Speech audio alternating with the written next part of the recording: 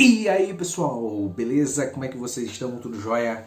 Tranquilos, sossegados? Bom, nós vamos continuar nossa série sobre a Europa feudal, as mudanças, as transformações na Europa feudal. E nós vamos falar especificamente sobre algumas crises que aconteceram, guerras, doenças, revoltas na Europa feudal, que fez com que decaísse ainda mais o feudalismo na Europa. Beleza? Mas antes de falar sobre isso, eu quero falar sobre o conhecimento daquele período, beleza? Sobre o conhecimento, a arte, as universidades, como que era aquele negócio, como é que era esse lance. Se liga, o revigoramento do comércio, das cidades, ocorrido a partir do século IX, impulsionou o conhecimento e a arte. Isso, exatamente, velho. A importância do cálculo para a burguesia, o clima de maior liberdade das cidades, o aumento das trocas culturais entre pessoas de diferentes religiões. Tudo isso favoreceu o avanço da ciência e a criação das universidades. Isso, exatamente, bicho. A universidade foi a criação da Idade Média e pode ser definida como uma associação de professores ou de alunos com a intenção de buscarem conhecimentos. A Universidade de Bolonha, por exemplo, lá na Itália, ela foi criada por uma associação de alunos. Já a Universidade de Paris, lá na França, nasceu por uma associação de professores. A primeira ela se destacava pelo direito, pela área de estudo de direito, a Universidade de Bolonha. Enquanto a segunda, a Universidade da França, era caracterizada, ela era importante pelo estudo da medicina. Então, conhecedores dessas características, os estudantes buscavam a que mais lhe interessasse. A primeira universidade da Europa foi a de Bolonha, no século XII. Depois foram fundadas várias outras universidades, como as universidades de Oxford, Cambridge, lá na Inglaterra, Paris, Montpellier, na França, Salamanca, na Espanha e de Coimbra, em Portugal. A universidade era formada geralmente por 4 faculdades, por 4 disciplinas: artes, medicina, direito e teologia. Que teologia estava mais envolvida também com filosofia. E a filosofia, bicho, naquele período era tratada como estudar quase tudo. Estudar história, geografia, estudar muita coisa, tá? Depois de um tempo, depois do iluminismo principalmente, foi que a filosofia foi ficando com áreas mais específicas da razão, da epistemologia, do conhecimento, da ética, enfim. E as outras áreas foram divididas: história, geografia e por aí vai. Bom, vamos falar exatamente agora, né, já que nós vimos que houve, né, o conhecimento de fato, as universidades surgiram nesse período, não foi a Idade das Trevas, como muitos dizem, como vocês perceberam durante todos esses vídeos que nós falamos sobre a Europa feudal. Nós vamos falar então agora sobre as crises, doenças e revoltas na Idade Média, beleza? Nesse período de baixa Idade Média. Vimos que entre os anos 1000 e 1300, o século XI ao século XIV, século XIII, a Europa ela prosperou, de fato, embalada pelo crescimento da população e das cidades. Nas primeiras décadas do século XV, no entanto, iniciou-se na Europa uma crise prolongada, marcada por fome, por doenças, guerras e revoltas sociais. Exatamente, bicho. Depois de tanta prosperidade, veio a desgraça. Naquelas décadas, a oferta de alimento tornou-se insuficiente para atender a população e crescia em ritmo acelerado. Como, por exemplo, e a explicação disso seriam as chuvas torrenciais, seguidas de mais colheitas. E a área de agricultura passou a ser usada para a criação de ovelha na extração de lã. Isso diminuiu a produção de alimento, bicho. Tinha muita gente para comer e a alimentação foi diminuindo. Isso tudo ajuda a explicar a crise da fome ocorrida em 1315 a 1317, que matou milhares de europeus por inanição. Fome, bicho. Além disso, as condições de higiene na Europa eram péssimas. Os lixos das casas eram lançados nas ruas, não haviam serviços de coleta, encanamento, esgoto, nas bostas dele, os mijos, estava tudo lá no meio das bostas dos cavalos. Era uma bagaceira, bicho. Imagina só tu viver em uma cidade onde não tem saneamento básico, nem coleta de lixo. Um bagaceiro. E você mesmo nem tomava banho, tá certo? Porque os europeus naquele período, até hoje mesmo, Imagina só nessa quarentena, se você mesmo tem preguiça de tomar banho, imagina um europeu, lá no frio daquele, que não toma banho, né? Ou seja, passa semanas sem tomar banho. Nesse período passava meses sem tomar banho, bicho. Piolho era comum, muita gente rapava o cabelo e ficava... Eita, bicho, passei meu cabelo mais ainda. Mas enfim, bora lá. Então a galera, bicho, não tinha higiene nenhuma, a galera da Europa. Fome, falta de higiene, aglomeração nas cidades, colaboraram então para uma terrível epidemia que era chamada da Grande Peste e atingiu toda a Europa essa Grande Peste. Desde Portugal a oeste até a Rússia leste. Calcula-se que entre 1347 e 1350 a Grande Peste matou cerca de 1/3 da população europeia. A peste era transmitida por pulgas que picavam os ratos e depois os seres humanos. Maior que essa doença, só o medo causado por ela. Houve casos em que a população abandonou a sua própria cidade só porque ouviu dizer que a peste estava chegando. A peste negra, que era conhecida como peste negra, a peste bubônica, porém matou mais gente na Europa no século XIV do que a própria Primeira Guerra Mundial, com seus 4 anos de morticínio organizado, com máquinas especialmente fabricadas para isso. A epidemia matou mais da metade da população europeia toda, meu irmão. Foi uma bagaceira, foi um massacre. Era transmitida, como eu já disse, pelo piolho que vinha dos ratos. Não é pelo rato exatamente, mas pelo piolho. A galera tinha piolho com força, bicho. E o piolho mordia você e você ficava infectado. Então, bicho, a galera começou a morrer torta direito, sem higiene nenhuma. Se liga só, poucos anos depois da peste, Boccaccio, famoso escritor, autor italiano, descreveu o seguinte, olha só que interessante esse relato que ele faz. Para a cura da doença, nem o conhecimento médico, nem o poder das drogas tinham qualquer efeito. Qualquer que fosse a razão, poucos escaparam. E quase todos morriam no 3º dia após o acontecimento dos sintomas. O que deu a essa peste maior virulência foi o fato de passar do doente para o são, aumentando diariamente como fogo e contato com grandes massas de combustíveis. Essa, segundo me parece, a qualidade da peste, de passar não apenas de homens para homens, mas o que era mais estranho, qualquer coisa pertencente ao doente, se tocada por outra criatura, transmitia com certeza a doença e a matava num curto espaço de tempo. Pude observar um exemplo disso. Os trapos de um pobre que acabava de morrer foram lançados à rua. 2 cães surgiram e depois de brigarem por eles e sacudi-los na boca, em menos de 1 hora, caíram mortos. A história dos cães pode não ser verdadeira, mas não há dúvida de que morreu gente pra caramba que nem mosca. Tão grande foi a mortandade que uma nota de desespero pouco comum começou a ser escrita por monges irlandeses na época. Se liga o que é que eles diziam. Assim de que meus escritos não pereçam juntamente com o autor. E este trabalho não seja destruído, deixe o meu pergaminho para ser continuado. Caso algum dos membros da raça de Adão possa sobreviver à morte e queira continuar o trabalho por mim iniciado. Meu irmão, olha só o que ele está dizendo. Ele está dizendo que a raça humana não poderia sobreviver àquela peste. A raça de Adão não poderia sobreviver a isso. Qual teria sido então o efeito de uma peste que matou tanta gente a ponto de despertar dúvidas no homem culto da época sobre a possibilidade de alguém sobreviver? Que efeito teve a peste na posição do camponês na Europa Ocidental? Com certeza, bicho, eles achavam que aquilo era o fim do mundo.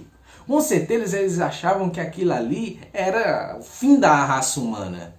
Tá entendendo? O imaginário dessa galera imaginava que tudo ia perecer. Que a volta de Cristo estava por chegar. Né? Que tudo ia perder-se. Com a morte de tanta gente, era evidente que o maior valor seria atribuído aos serviços dos que continuavam vivos. Trabalhadores podiam pedir e receber mais pelo seu trabalho.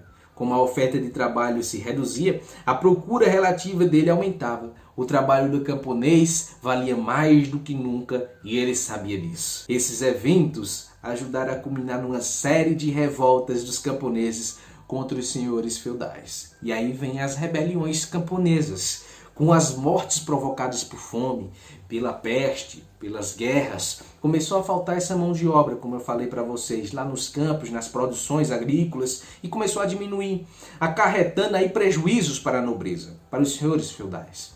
Para compensar suas perdas, os nobres aumentou o controle sobre os camponeses e os tributos pagos por eles. Além disso, na mesma época, os reis elevaram os impostos pagos por seus súditos, justamente por causa das guerras e tal, que exigiam um aumento dos impostos. Alguns historiadores discordam entre si pelas causas das revoltas camponesas. Uma corrente diz que os senhores da terra desejavam forçar os camponeses a prestarem trabalho como antes. Outra sustenta que os senhores se recusavam de conceder as trocas de favores quando os camponeses já tinham a consciência de sua força e lutavam para conseguir as suas vantagens. Provavelmente ambas as visões aí estão certas, estão corretas. De qualquer modo, nós sabemos que pelos documentos, atos de violências foram perpetrados, foram iniciados por ambos os lados, tanto pelos senhores como também pelos trabalhadores, queima de arquivos, de propriedades, assassinatos de camponeses ou até mesmo dos opressores, tá? Ou execução legal, legal dos camponeses revolucionários que tiveram as desgraças de ser capturados. Algumas revoltas ficaram conhecidas, como a revolta de Jacques da França, em 1358. Um nome que vem do francês Jacques Baron, sei lá como é que fala em francês, que pode ser traduzido por João Ninguém, apelido que a nobreza dava aos camponeses. E a revolta de White Tyler, na Inglaterra, em 1381. Jacques, na verdade, é uma série de revoltas, é o nome que dá para uma série de revoltas que explodiram nas proximidades de Paris e no interior da França ao mesmo tempo. Os milhares de camponeses que delas participaram incendiaram castelos, mataram nobres, queimaram documentos que os prendiam aos seus senhores. Os nobres reagiram e, de posses de melhores armas, de treinamento militares, sufocaram as revoltas, massacrando os rebeldes, bicho. Anos depois, cerca de 10 mil camponeses ingleses, liderados por White Tyler, foram a Londres e exigiram ao rei Ricardo II o fim da servidão e a diminuição dos impostos pagos por ele. Na presença dos rebeldes, o rei concordou. Beleza, tranquilo, bicho, nós vamos então diminuir aí os impostos e acabou a servidão para vocês.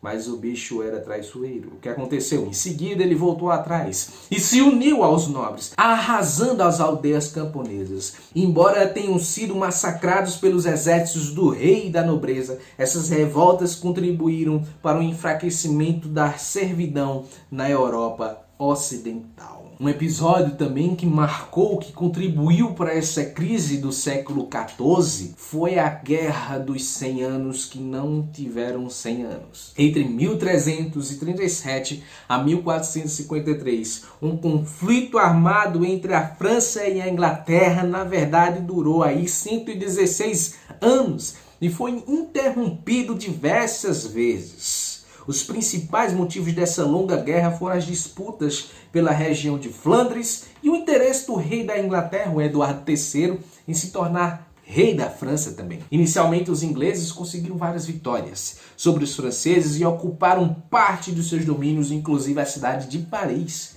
Depois, o exército profissional do Carlos VII conseguiu libertar Paris das mãos dos ingleses. Um destaque dessa guerra foi a atuação de uma adolescente, de uma jovem de nome Joana d'Arc. Talvez vocês conheçam como Santa Joana d'Arc. A partir de Paris, o governo da França começou a cobrar mais impostos, também estava em guerra, fortalecendo assim cada vez mais o poder do rei. Vamos ver um pouquinho da história de Joana d'Arc. Joana d'Arc nasceu em 1412 numa família camponesa lá no interior da França e aos 12 anos ela afirmou que estava ouvindo vozes que vinham do céu e diziam para que ela livrasse a França dos ingleses e coroasse o rei da França. Aos 17 anos, Joana conseguiu um cavalo e partiu em direção ao castelo de Chinon, residência do rei da França, para falar sobre a revelação que ela teve. Depois de passar por vários e demorados testes diante dos teólogos do Palácio Real, Joana d'Arc recebeu das mãos do rei uma espada. uma bandeira, que era um estandarte, e o comando geral do exército francês, bicho. Sob seu comando, os franceses obtiveram várias vitórias, mas depois ela caiu de uma armadilha e foi vencida aos ingleses, que a entregaram a um tribunal da Inquisição.